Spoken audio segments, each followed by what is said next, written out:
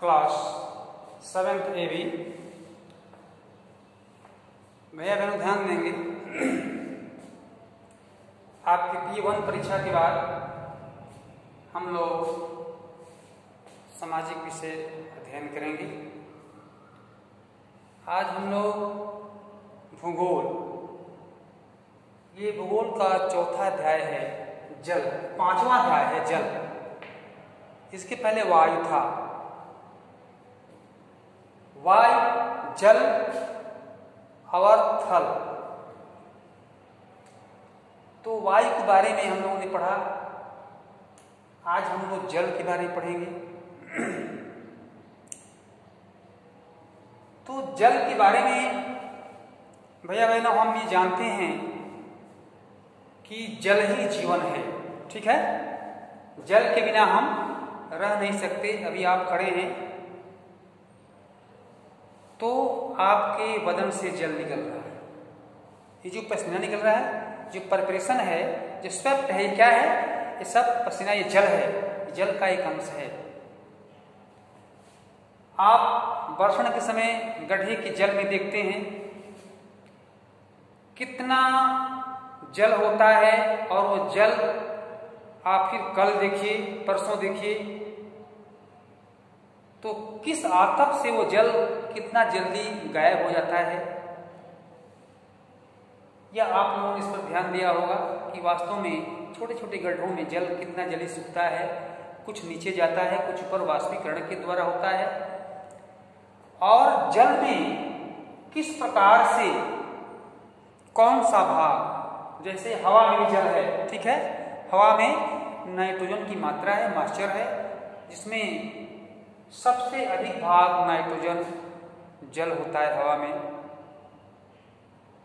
Cooler को आप देखते हैं, आप केवल हवा चलाते हैं तो गर्म हवा आएगा, परंतु उसमें जब पानी डालते हैं तो पानी और जल मिलकर के आपके बदन पर फुहेर की तरह जो है प्रभावित करता है, तो ठंडा लगता है, तो उसमें जल की मात्रा है। वो हवा कैसा होता है, दिखाई नहीं पड़ता, बल्कि जल की मात्रा है। ऐसे ही बरसात में या जाड़े के मौसम में जब हवा चलता है ठंडी, तो उसमें मॉइस्चर होता है, इसमें जल की मात्रा होती है। तो ये जल जो है कहाँ से आता है, जल का रूप क्या है? जल का रूप हम देखते हैं कि ठोस, द्रव और गैस, ठीक है। हम एक इसका रूप देखते हैं कि पहले जल क्या है, द्रव है, ठीक है। द्रव है, तब क्या है, ये ठोस है, ठीक है। ये ठोस भी है, ये क्या है, ये गैस है, ये गैस भी है। गैस क्या है? गैस वाष्पीकरण के रूप में है, ये वाष्पीकरण के रूप में। तो ये जल जो है, जैसे समुद्र का जल, गड्ढे का जल, तालाब का जल, महासागरों का जल, ठीक है, नदियों का जल, ये तमाम प्रकार के जल हैं। जैसे हमारी मानव में कई प्रकार के कास्ट हैं, ऐसे भैया बहनों हमारे जलों का भी, जल का भी हमारा भाग है। किस प्रकार का जल? अब हम कह सकते हैं कि सब जल तो एक ही है, नहीं, सब जल एक समान नहीं है। कुछ जल अलवणीय है, कुछ जल लवण युक्त है, कुछ जल जो है ये नाइट्रोजन युक्त है, कुछ जल जो है खारेपन लिए है, कुछ जल स्वच्छ है। इस प्रकार से जल का हमारा कैटेगरी है, ठीक है।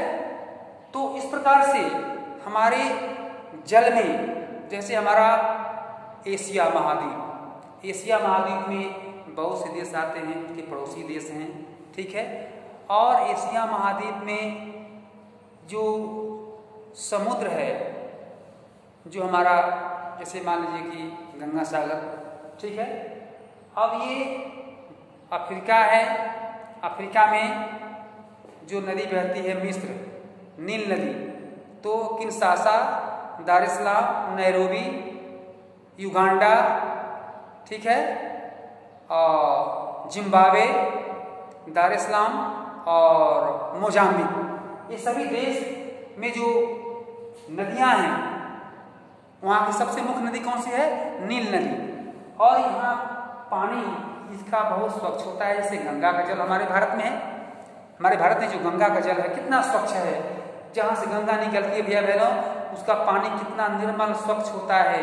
उसको आप पीजिए तो वो क्या है, ये वैदिक युग के समय बताया गया, ये जल जो है मोक्षदायिनी भी है, जीवनदायिनी है, और ये जड़ी बूटियों से युक्त होकर के आती है जल, तो कितना हमारे स्वास्थ्य के लिए लाभदायक है। तो जल का ये महत्व है, अर्थात जल ही जीवन है। अब जल का रूप कैसे होता है?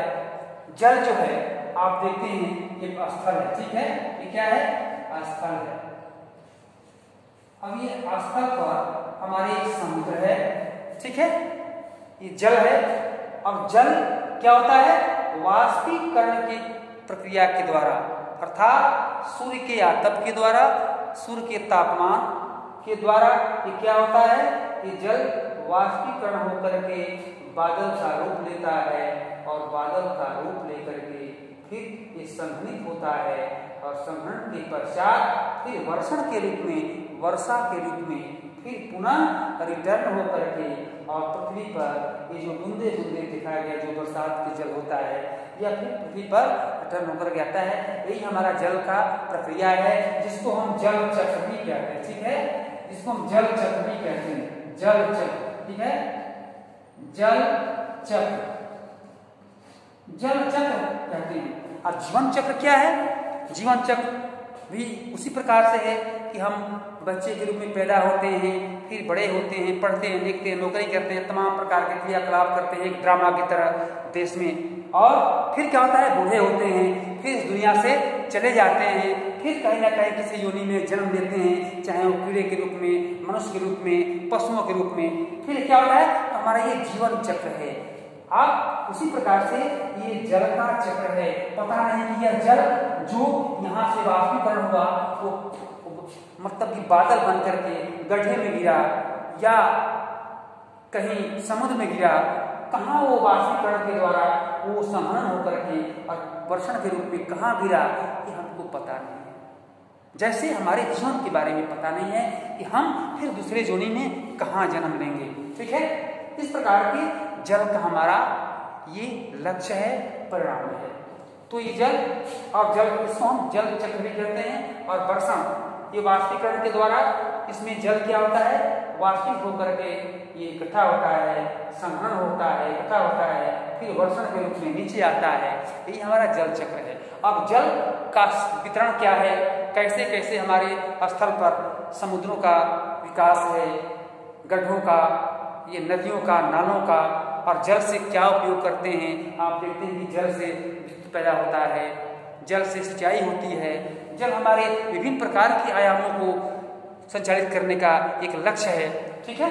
इस प्रकार से जल के बारे में हम बहुत कुछ बोल सकते हैं, कह सकते हैं, और इस पाठ में जल के बारे में ही बताया गया। आगे हम लोग महाद्वीप का जल कैसे होता है, जल में कितना खरापन होता है, कितने लवण की मात्रा है, कौन सा जल अलवणीय है, ये नमक कहाँ से आता है, आयोडीन कहाँ से प्राप्त होता है, ये सब हमारे जल से ही प्राप्त होता है, ठीक है। इतना ही नहीं तो जल से हमारा मत्स्य विकास, ठीक, मत्स्य पालन, जल से हमारा नौका विहार, नौ संचालन, ठीक है, मोती, सीप, घोंघा, ये सोना, चांदी, ये आपके अनेक प्रकार के जो तत्व हैं वो जल से ही प्राप्त होते हैं। तो आज हम लोग जल का वाष्पीकरण, संघनन और जल के रूप, आकार, इसके बारे में पढ़ा।